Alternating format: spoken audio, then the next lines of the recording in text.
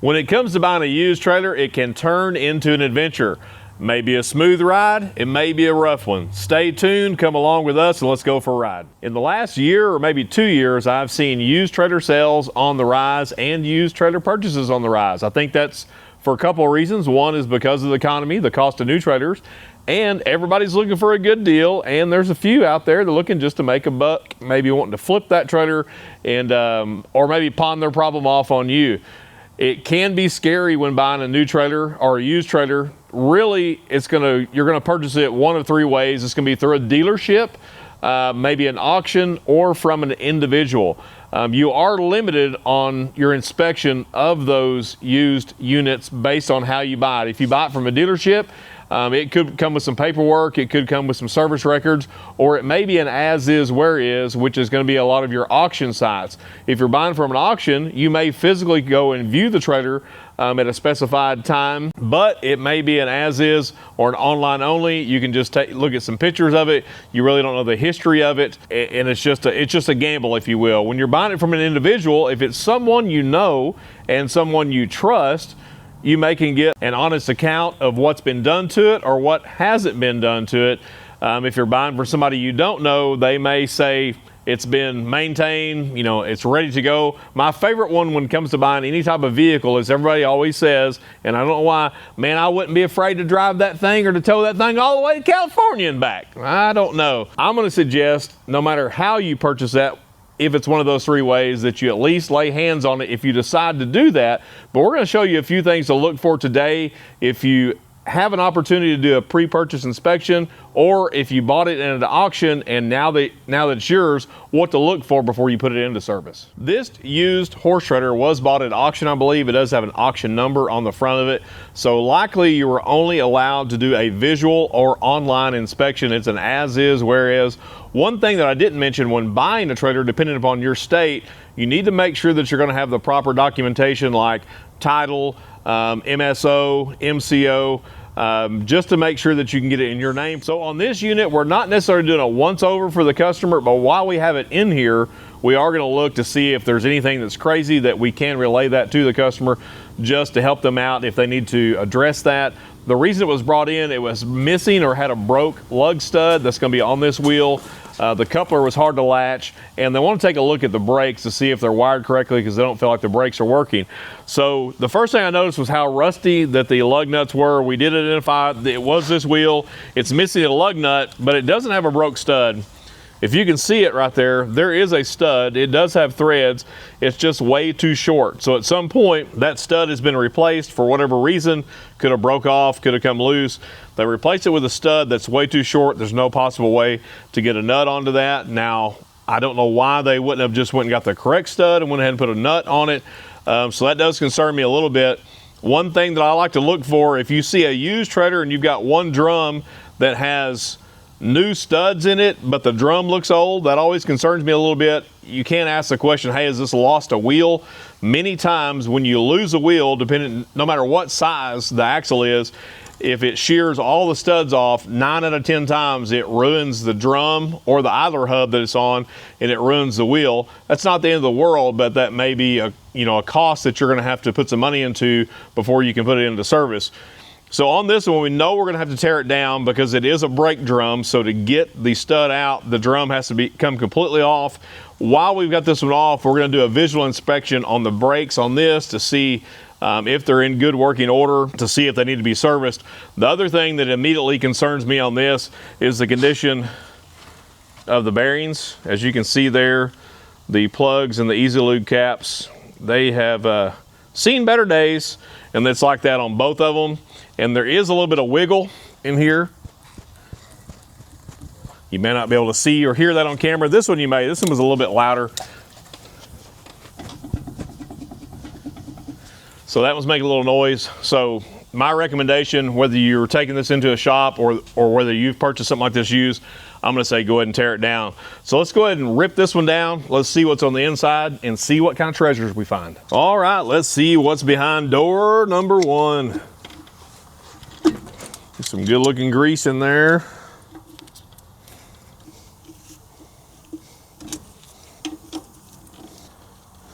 We are not going to cover bearing pack in this video, but we will leave a link in the description below that talks about bearing pack.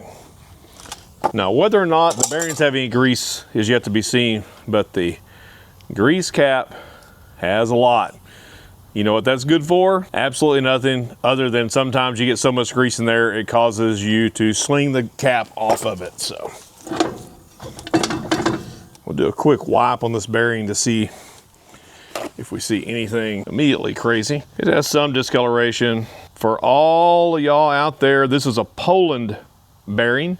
So, you know, maybe you like that type of import. I know you don't like the Chino ones, so maybe you like the Poland. So 14125A has a little bit of discoloration, varnishing on it. So let's pull it off and let's see what the brakes look like. There is some shoe left on them. The first thing I look for on this, other than how dirty it is, sometimes these will rust in place. So a quick way you can check is just check the function of the magnet. Don't push it too far because you can knock the shoe off of the guide. You'd have to put that back on. At the very least, these need to be cleaned up with some brake clean.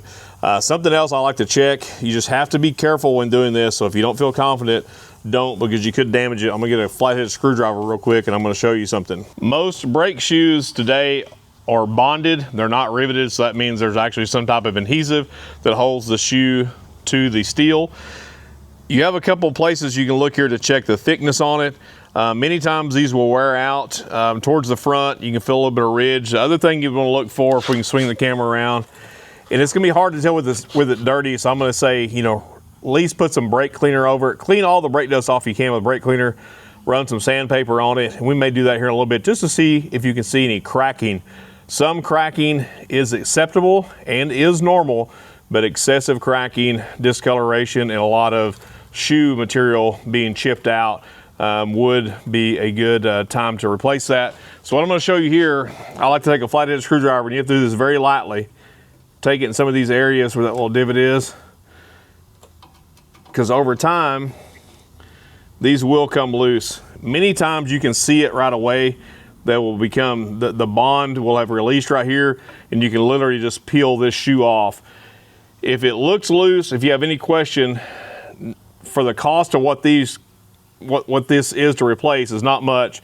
You need to go and replace it, because if this piece here comes loose, what will happen, or the front, it will come down and it will jam in with the other side and will cause the drum to lock up and cause catastrophic failure, and many times it causes you to lose the axle. This being a torsion axle, it's going to be very expensive to replace. So just check those shoes. These here look tight. They look like they just need a bath and a little sanding. The other thing to look at is the drum. So you can feel it's pretty smooth. So that tells me the brakes are probably haven't been working. There's not a lot of heavy grooving. I think this drum can be cleaned up and salvaged as long as there's not something wrong with the hole where that stud goes. I'm going to get a hammer. We're going to drive that out, and we'll see if we can replace that stud. That's the other problem. Sometimes some drums, it's hard to find a stud for it. So you may have to buy a whole new drum just to get the stud. Sometimes, depending on manufacturer, sometimes if you have to replace all the studs, the cost of these studs will almost cost what a complete drum that's pre-packed ready to go is. So you may price it both ways if you're going to the parts store. So that came out pretty easy, just a little shorty. So not knowing what size it is, I'm gonna go ahead and take out one of the other drums. You have a couple of options. You can put a nut on it if you want to try to salvage that stud. We're gonna replace all the studs in this as long as that hole is okay, just because they're in pretty rough shape. I don't want the customer to have trouble down the road.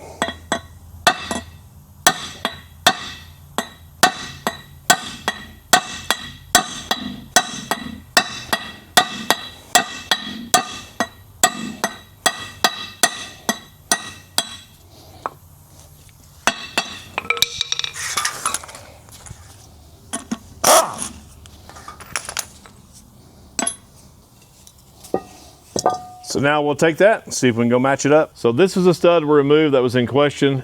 This is the original. It's a little too short, as you can tell, so this was worthless. So the closest thing I have is gonna be just a hair longer. maybe by a thread, thread and a half. The thing you need to look for is the length of this to make sure that's not going to stick out. So it's got a little more thread. That's not going to hurt anything. And like I said, we're going to change all of these out as long as this one goes in tight, just because they're pretty rough. And if we do a complete tear down on this, that may be something that we give our customer an option to see if they want to do a complete stud change out. So let's drive this first one in.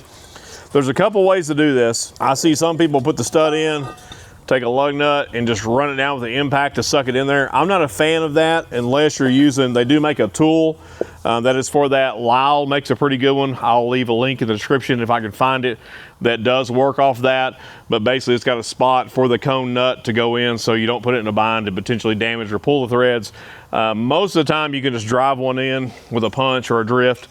I like to do it that way so I can feel it when it goes in to make sure that it feels like it's going in tight, that it's not, you know, loose or wonky.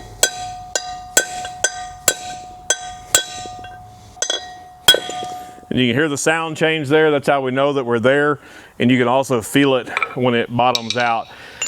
One thing I didn't do that I recommend, if you are going to change these out, go ahead and wash this off. Clean it up, take some sandpaper. There's no reason to change all these studs out if this is compromised. I just wanted to show the stud change just to show how it goes in. I also wanted to fill that hole to make sure when they did take the other stud out, the original, that it didn't, you know, become loose, waller out the hole. That is a word we use down here in the South, is waller out. Now we're gonna go ahead and take this, we're gonna pull the bearings down this. We're gonna run it through a parts washer. We're gonna make sure those are good. We'll clean this brake assembly up, but I'm gonna show you how to do a quick test on the brakes to see if they're operable or if there's maybe something else wrong with it. So we did find a small wiring issue at the front of the trailer. Not to say that there's not more, but we did repair that, and we do have voltage to go ahead and check the brakes. So one way, since we have the drum off, we can check that with a wrench, as you've seen in some of our other videos. Feels good. If you're using a battery charger or something like that, it needs to have 12 volts, but it needs to have some amperage too. You need to at least be running 15 amps or greater. If you have a battery charger, it's got a 2 amp charge, it will be very light.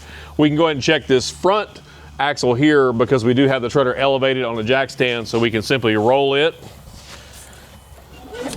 So the brakes are working there. They're out of adjustment. I can just tell, I can tell by the feel. So the minimum they need to be adjusted, but they do lock up. Just because they lock up here doesn't mean that they're going to lock up on the road. I'm not putting much pressure on that, but this side is working. We'll repeat the same process on the other side. Again, this trailer was brought in, used, not really knowing some of the condition of the thing, just to see if you can get the brakes working, to fix the one broken stud and do a little work on the coupler on the front just to make it a little more easy to hook up. However, after pulling this one down, the bearings at minimum need to be washed and packed.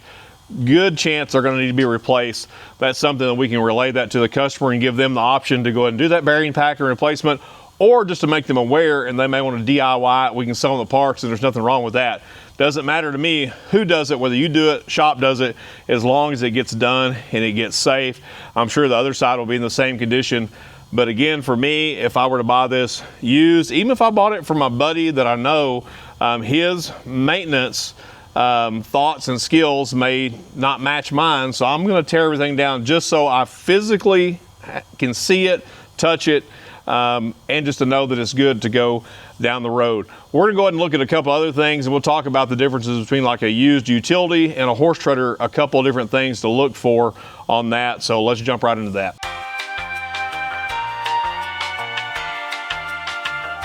When it comes to used trailer repair and cost of those repairs, on a basic utility trailer, most of your cost is going to be either in the axles, whether that be brakes, bearings, hubs, and in the floor. Even if you got to do a full rewire on the lights and replace the lights, that's going to be the least of your expenses. That's maybe going to be the easiest thing to do. So that's what to look for on that. When it comes to cargo trailers and livestock or horse trailers, there's some other things to look for, whether they be steel or aluminum. Remember, steel will rust, but aluminum will corrode, and if not addressed, it can become very cancerous and get away from you. This is an all steel trailer. I don't know what year it is. I could not make that out on the bin tag, but it does have a lot of rust going on. So you'll see an area, I don't know if you can even zoom in there, that's eaten all the way through.